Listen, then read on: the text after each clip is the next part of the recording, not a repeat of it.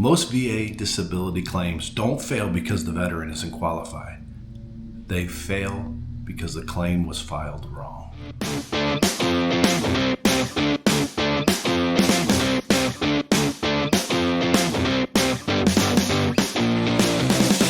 Who's this video for? This video is for veterans who are thinking about filing or not really sure where to start. If you're one of those people, or if you know someone, then this video is for you. To give you a little background, I'm a veteran, and I'm doing this to help other veterans. You see, there's a lot of things online, a lot of places to go to online that claim to help veterans with their VA disability claims. Unfortunately, most, if not all of these places require the veteran to pay. I'm not one of those places.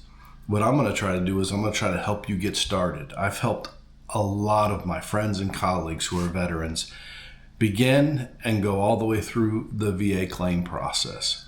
And hopefully this video will help you or someone you know.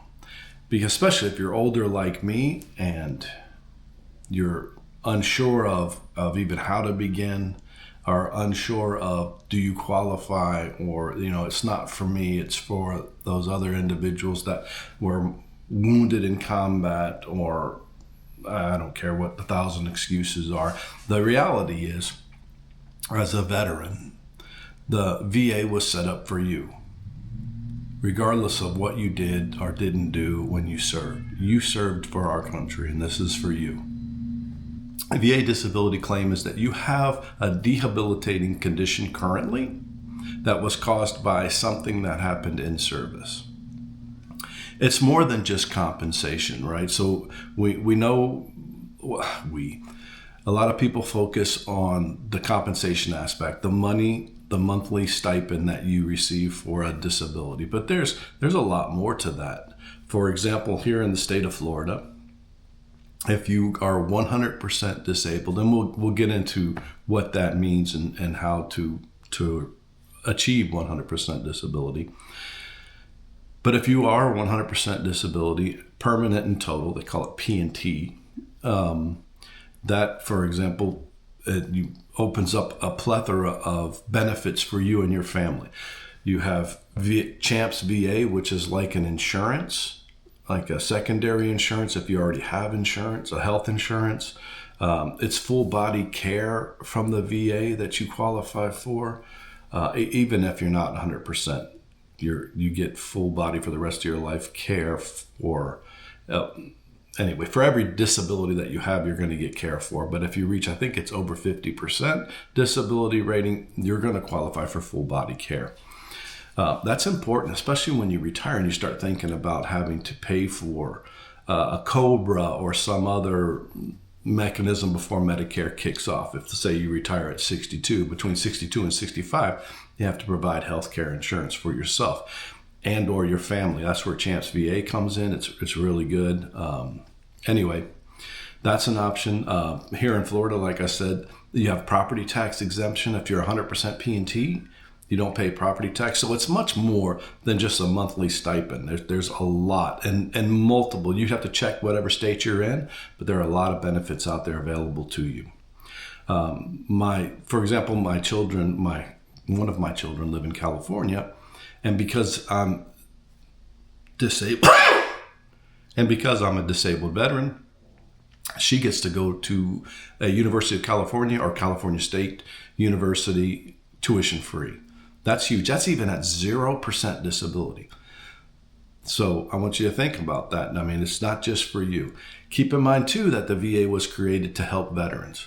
If veterans don't apply for these benefits, the VA will go away. So that's something else to think about. Not only will they go away, but the funding will get cut. And anyway, so this is a benefit that you've earned, and this is a benefit that you deserve. And I hope that you take this to heart, and I hope that you go out and get what you deserve. We're talking about the types of VA claims. So we're talking about 4 types. The first type is just the original file, the original claim. Let's say you have, for example, tinnitus, and I submit a claim for that. That would be one claim. Let's say because of your tinnitus, you have migraines now, and it triggers migraine headaches, right? That would be what they call a secondary claim, meaning you'd file a claim, but you'd file it secondary to your tinnitus claim. So if you're service connected for tinnitus, then you could file a secondary claim. These are terms you're going to hear throughout. A secondary claim to tinnitus for migraines, for example. Another type of claim is an increase. So let's say you got out of the Army in 2006, and at that time they rated your knees 10% for pain in your knees because you were a paratrooper. Well, now 20 years have passed, and your knees are now really bad shape. You can file what they call an increase. So you can file another claim to get an increase to your rating. So they'll go through, they'll examine you, and then determine, if you're entitled to an increase. That's another one. And then the fourth one is appeals. So if something doesn't go right, and we'll talk about a little bit about that in a future video, you can also appeal, and that would be the fourth claim. The first thing when it comes to filing a claim I want to talk about today is called the intent to file. This is really important because this date is going to be the start of your pay. So, for example, let's say you file a claim on the 15th of April. The first of the month following April, which would be May the 1st, is when you'd be entitled to compensation. So if your claim, for example, takes 4 months to complete, to be rated, they'll back pay you beginning the 1st of May. So your intent to file is really, really important. So if you're thinking, okay, I'm going to submit a claim, if you're thinking of doing that, then please, first thing, do it today. It takes 5 minutes. Submit your intent to file. Which means you're going to go into the VA, you're going to start a claim against, let's say, I'll use the example of tinnitus again, for tinnitus, and you go through and you fill it all out. And before it gets to the portion where it says medical evidence, then at that point, I want you just to back out and save it. So what you have done is you have triggered the VA to let them know that you are going to submit a claim. You now have 1 year in which to get all of your evidence together and file that claim. But the pay is going to start the minute you do that. So if you're doing it today is when it's going to start. Well, technically the first of the month following today. So today is the 10th of January. So February 1st, 2026 would be the day that this kicks off. With the intent to file, again, you have 12 months. So although that's a lot of time to get whatever documentation you needed to get to support your claim, it is a time limit. So make sure you don't exceed that time limit. But this should be your first step, and this is very important. So please take the time to do it. If you're not sure how to go through and file a claim, once you go to va.gov, you can do a search for claim, filing a claim, intent to file, and it's really easy. It'll take you through the steps. I'll put a little blurb up here so that you can see exactly what the screen looks like and where to click. Some of the biggest mistakes that I think I've encountered through helping people and myself as well is, number one, is waiting too long.